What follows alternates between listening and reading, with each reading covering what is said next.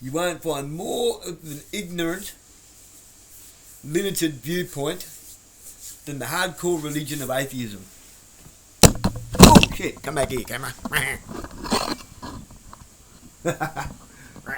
Rattle, rattle. That would have sounded good. Seriously. Am I Islam? No, but I don't disagree with it.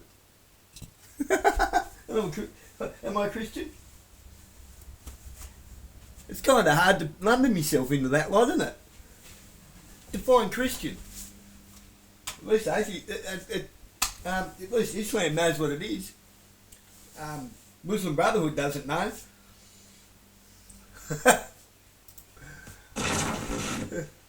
Yeah, I get that a lot from non-Muslims. Sometimes even from Muslims, you know. The people who say, I like everything that you say. It's all reasonable and logical up until you bring religion into it. I agree with everything up until you bring up all that Islam stuff. Well, that just tells you where your own logic and your own sense reach their limit. He's right, though. No such thing as a good Muslim. Oh, fuck off, idiot. Perhaps he just ran out of IQ, ran out of intelligence, ran out of ability to have a logical, open, hard, difficult conversation.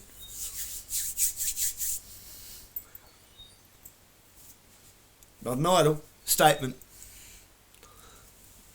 And I'm quite happy to have a hard, difficult conversation with a Muslim, but not with one of these Western convert Muslim Brotherhood fruitcakes.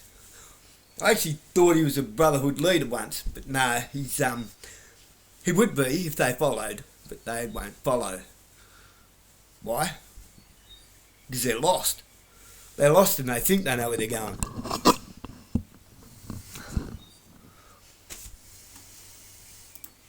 Your reasonableness can only go along with me up until that point, and then your reasonableness runs out.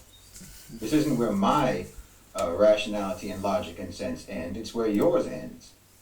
You agree with me up to that point, and then you hit a roadblock. That's your obstacle, not mine. You think I'm right in what I'm saying up to the point where you're wrong. They'll say, why do you have to bring religion into it? But that's the wrong question. Why do you bring secularism and atheism into it? I mean, why do you irrationally and illogically insist that religion must be illogical and irrational, when all you've been hearing from me so far is nothing but reason and logic all along? No, I'm not going to leave religion out of it. Just because your capacity for reason and logic can't cope with it, just because your capacity for reason and logic end at that point, you don't get to impose on the Muslims all the biases and prejudices that you have developed over the course of your Western history, because you had an irrational and an illogical religion imposed upon you. The religion that you're thinking about is not our religion.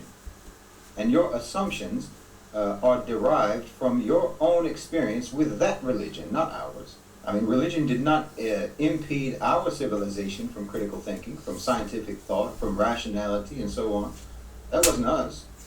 Our civilization produced monumental scholars with erudition in a broad assortment of fields and disciplines.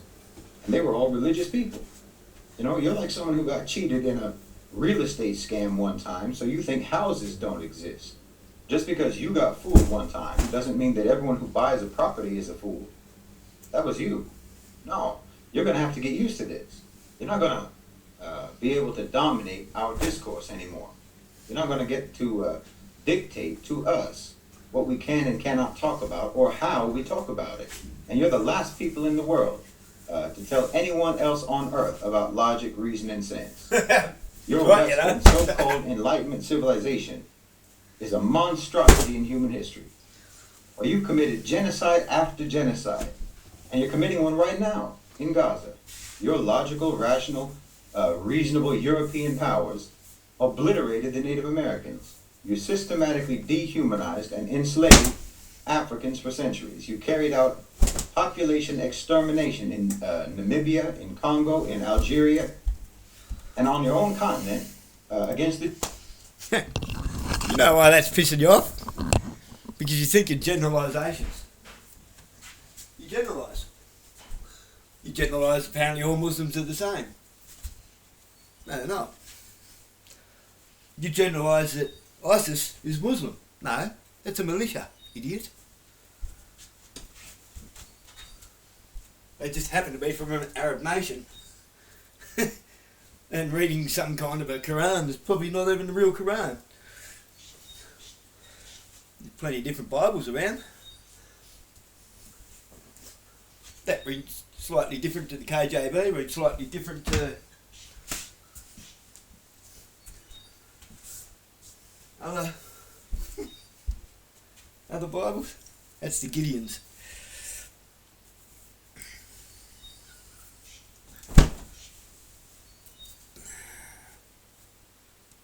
Yeah. When a soldier tries to give you, a Western soldier tries to give you their opinion on the facts, a Muslim or Islam, they're talking from a soldier's perspective, one soldier to another, about soldiers that were pointing guns back at them. Okay. Does that seem rational to you? Sure as hell doesn't seem rational to me.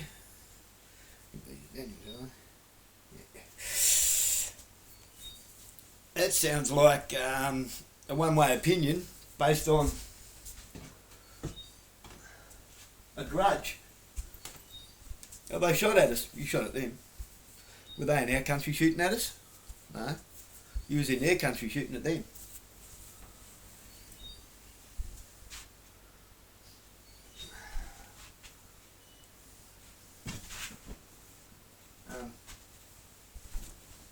Let's reverse the polarity of that situation.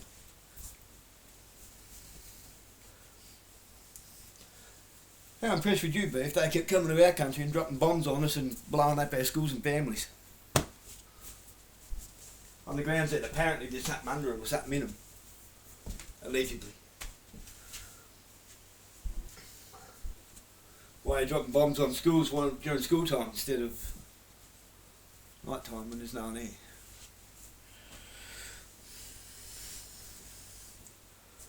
You see, the problem isn't the problem is your attitude about the problem. Do you understand?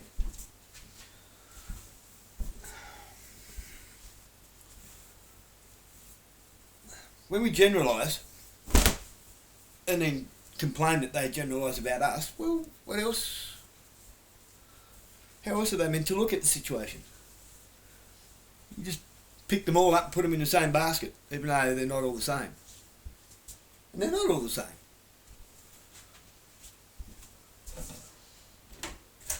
Don't just listen to somebody's opinion, because it doesn't matter how many times you say it, or how loud you say it, or how staunchly you say it, it doesn't make it true. What makes things true are the facts. And the facts are that there are good Muslims. There's one there. Do you know who he is? Do you actually know who that man is?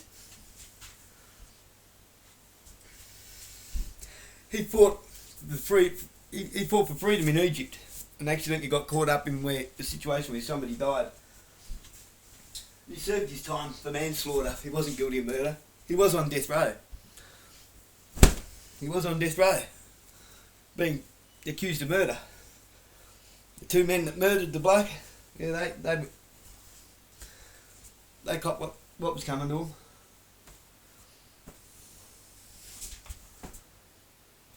He happened to be a spokesman for a movement, for a political movement, spokesperson. And it was claimed that he was partially responsible for motivating people to rallying people up. Basically, what we have here in Australia in Scott Challen or Ricardo Bosey,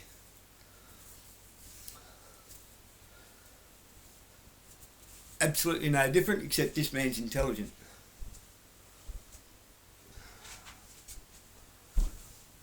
He was also responsible for the princess. Remember the UAE princess that went missing years ago.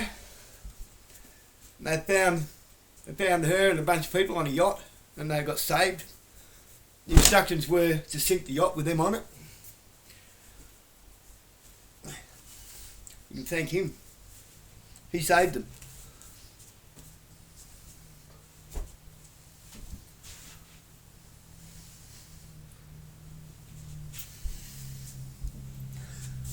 He was the one that fought for the rights for... I can't remember who it was. Fought for the rights for someone and got the intel and got that yacht searched and found them.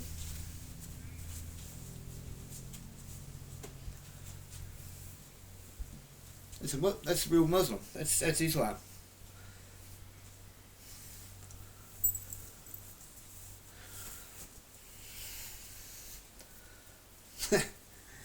So he came up against the UAE. He came up against Egypt. Yeah, all Muslims are the same, yeah, right.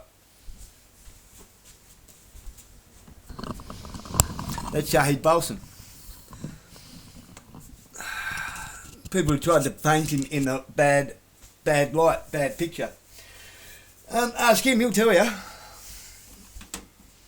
How long does somebody pay for a sin somebody else committed that he feels responsible for? Jews, the Holocaust, the Gypsies, the Muslims in Bosnia, on and on. So yeah, you made sense. I was following your reason and your logic up until you brought in that genocidal mass murder. That's where you lost me. You can't talk about rationality and reason. You must be joking. You can only say that if you live inside of your own Western propaganda echo chamber. It's an absurd thing. It's just as absurd as calling yourselves democracies. You created societies that sacralize wealth, that sanctify the rich, giving them near holy authority. You didn't abandon the papal tyranny. You just shifted it into the morality-free private sector. It makes sense to you, in your enlightened logic and reason, that sick people in your societies, for example, can suffer and die if they're poor, and that every human interaction and every human endeavor should be monetized in order for it to have any value, and whatever can be monetized should therefore be socially acceptable and respectable, no matter how deranged and perverse it is. Reason and logic. Do you know that about a third of Westerners believe in astrology? About half of them, and just under half of them, believe in aliens and spaceships, and over half of them believe that Atlantis existed. Over half of them also think that they can will something into existence by writing it on a wish board and just thinking about it hard enough, visualizing it. Your society's literally indoctrinated you out of thinking. You replaced the church, which manipulated you for centuries and gaslit you into so that you wouldn't think for yourselves. And you just replace that with the state, with the private sector, with mass media and entertainment. And they do the same thing to you, but even more effectively and even more thoroughly. But instead of telling you that it makes you pious, they tell you that it makes you rational. Well, you weren't pious then and you're not rational now. You're just an automaton, living paycheck to paycheck, sinking in debt, estranged from your family, living out fantasies in your head about what you're going to be when you grow up. Meanwhile, you're in your 40s. You identify more with the brand names that you wear than with your own name.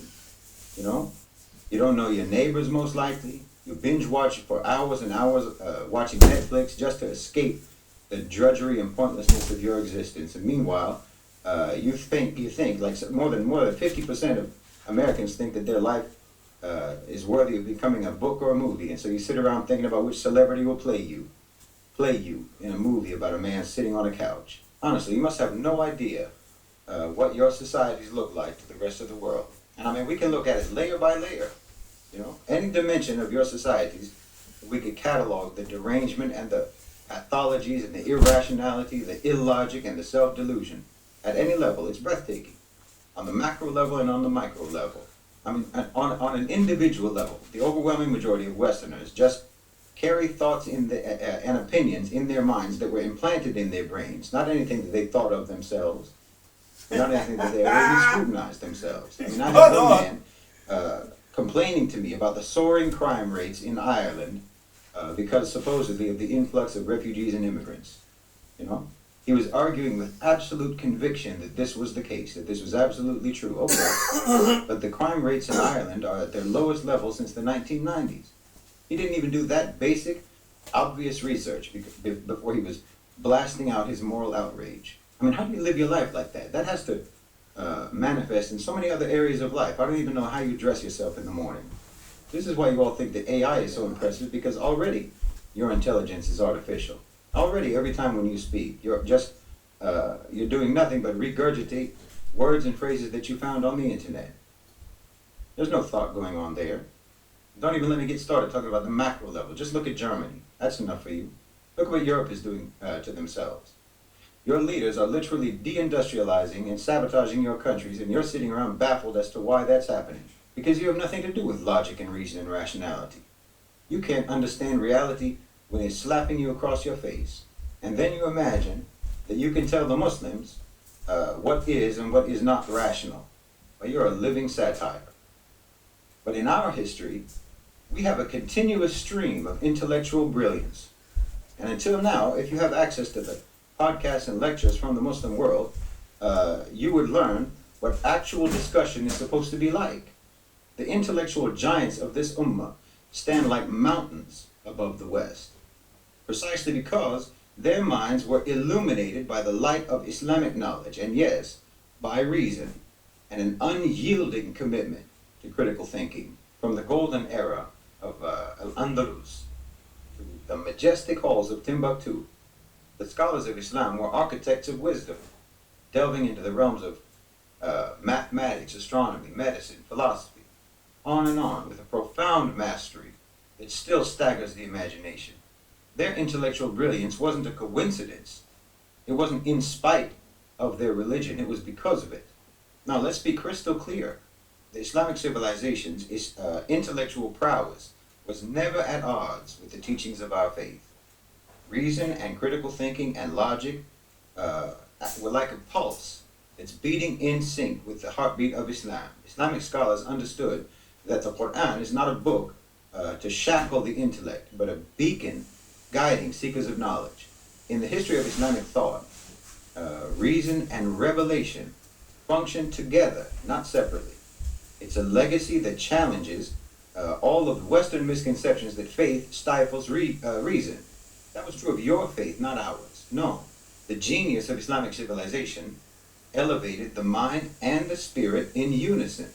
The very fact that that has never been the case with you in the West shows that your faith was flawed to begin with, and your reason is still too flawed to even understand that that's what the problem was all along.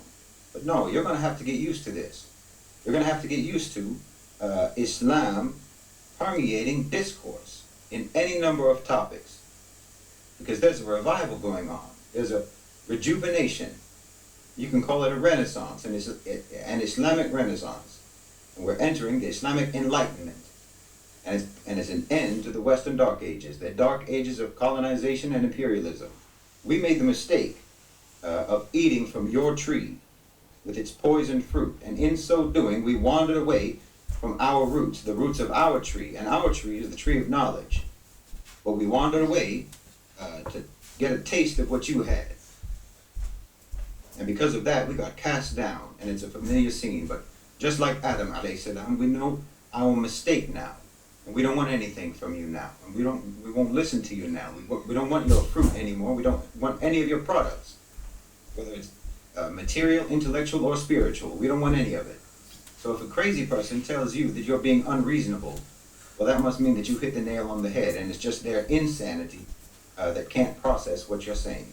So I suggest, once again, that you just get used to it. You get used to having things framed in the Islamic paradigm, because there's going to be more and more of that. And if you listen, you might just eventually realize that there is no more rational or reasonable or logical framework for understanding the world than the Islamic framework. And you might just end up understanding what's been done to you all these years, and understand what you've been doing to us. And maybe, if you listen, maybe we can move forward together to snatch our collective future out of the clutches of the powers that be, who have been dumbing you down all these years and telling you that you're smart. And the powers that be that have been trying to make you hate us to your own detriment. Precisely because they wanted you to be dumb, and they knew that if you listen to the Muslims and you listen to Islam and you learn about Islam, well, that's going to foil all their plans.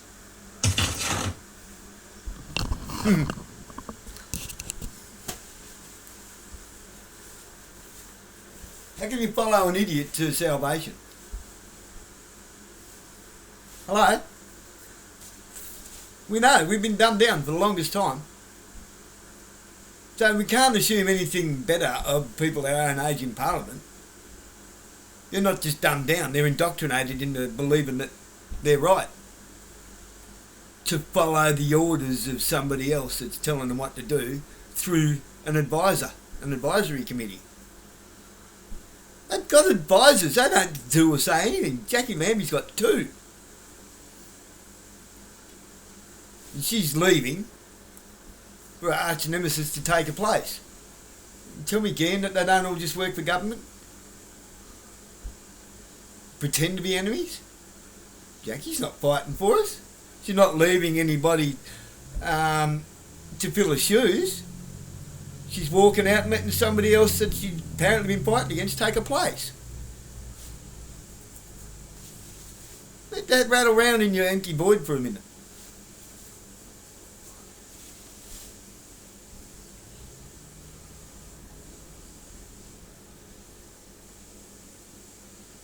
Once you realise that a real walker in Christ, someone who does follow Jesus, has a damn sight more in common with Islam than they do with government,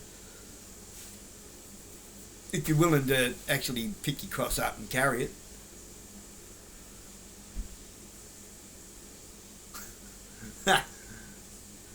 And you'll figure out what's going on. Maybe. Probably not.